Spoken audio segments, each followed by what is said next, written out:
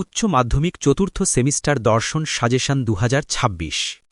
আমার প্রিয় দ্বাদশ শ্রেণীর শিক্ষার্থী বন্ধুরা, তোমাদের চতুর্থ সেমিস্টারের দর্শনের অধ্যায় মিলের পরীক্ষণমূলক পদ্ধতি এই অধ্যায়টি নিয়ে আলোচনা করব। এই আলোচনা পর্বে এই অধ্যায়ের অতি সহজভাবে বোঝার একটি বিষয়বস্তু এবং প্রশ্নোত্তর সাজেশন।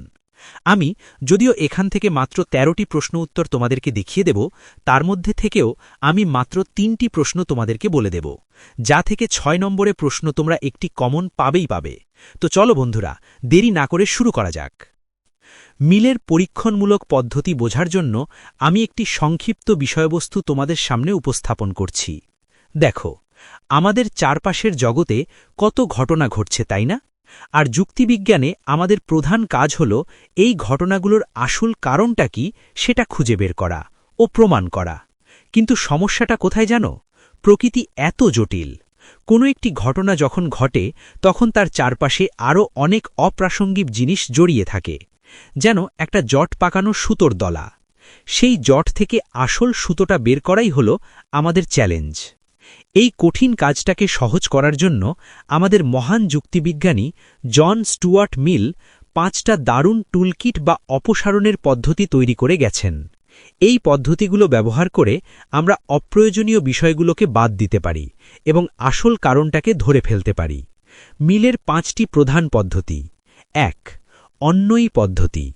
এটাকে মনে করো সবসময় উপস্থিত থাকা বন্ধু পদ্ধতি। তুমি দেখলে যে কয়েকটি ভিন্ন ভিন্ন পরিস্থিতিতে একটি নির্দিষ্ট ঘটনা ঘটছে। প্রতিটি পরিস্থিতিতেই যদি একটি নির্দিষ্ট কারণ সব ক্ষেত্রেই উপস্থিত থাকে, তবে সেই কারণটিই হবে তোমার কাঙ্ক্ষিত ঘটনার কারণ।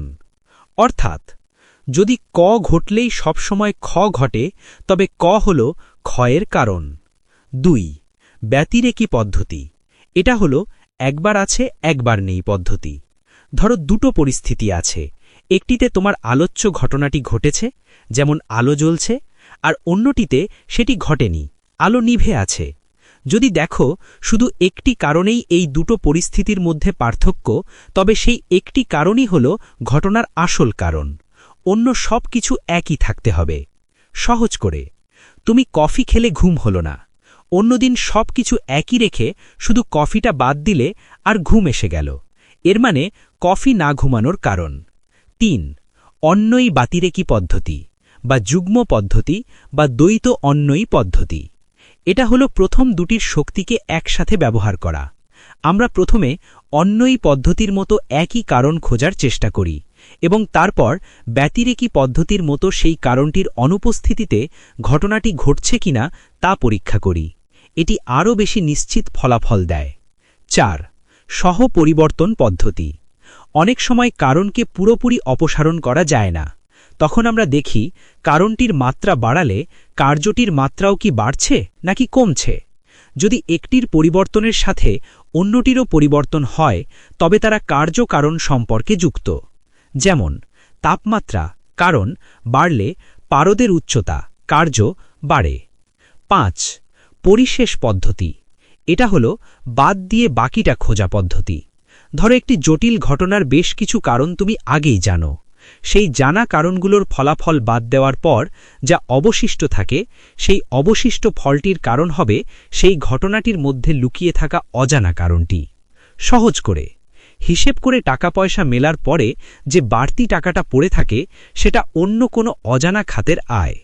হ্যাঁ, মিলের এই পদ্ধতিগুলোর কিছু ত্রুটি বা সমস্যা আছে ঠিকই, কিন্তু তার মূল উদ্দেশ্যটা ছিল খুব পরিষ্কার: কার্যকারণ সম্পর্ককে আবিষ্কার করা এবং সেটাকে যুক্তি দিয়ে প্রমাণ করা।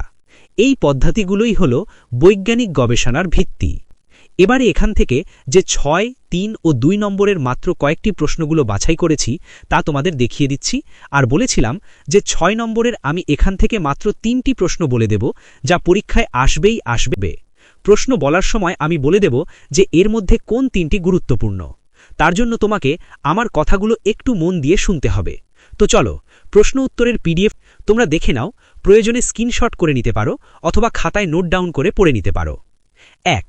প্রশ্ন: অন্বয়ী ব্যতিরেকী পদ্ধতি বা যুগ্ম পদ্ধতি বা দ্বৈত অন্বয়ী পদ্ধতি সম্পর্কে আলোচনা করো। সংজ্ঞা, আকার, দৃষ্টান্ত, সুবিধা দুটি, অসুবিধা দুটি। এই প্রশ্নটি গুরুত্বপূর্ণ প্রশ্ন, পরীক্ষায় আসার সম্ভাবনা অত্যন্ত প্রবল। 3টে প্রশ্নের মধ্যে এটি 1 নম্বর প্রশ্ন।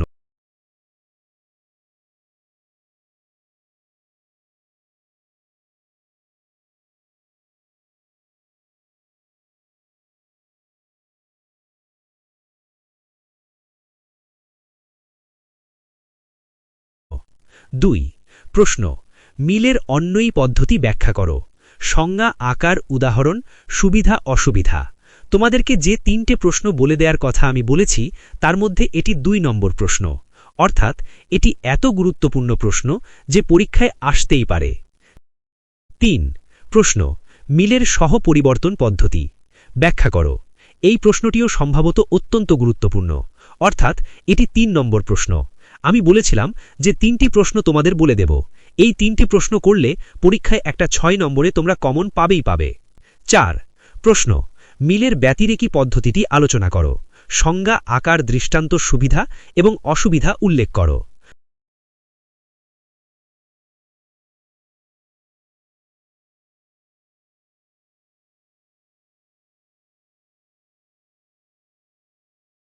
5 প্রশ্ন, মন্দ উপমা বা সাদৃশ্য দোষ সম্পর্কে টিকা লেখো।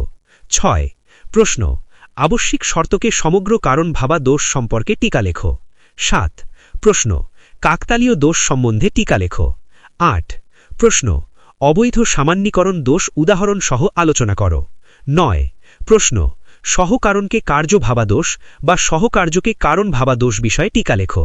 10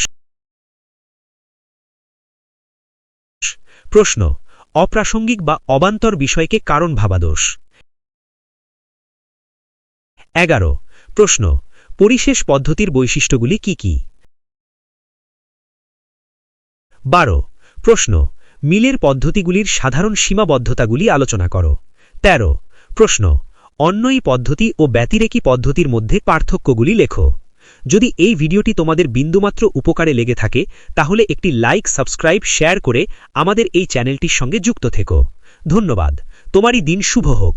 এসব ভিডিওর আপডেট পেতে এবং পিডিএফ পেতে আমাদের হোয়াটসঅ্যাপ চ্যানেলের সঙ্গে যুক্ত থাকতে পারো। হোয়াটসঅ্যাপ চ্যানেলের লিংক এই ভিডিওর ডেসক্রিপশন বক্সে দেওয়া আছে।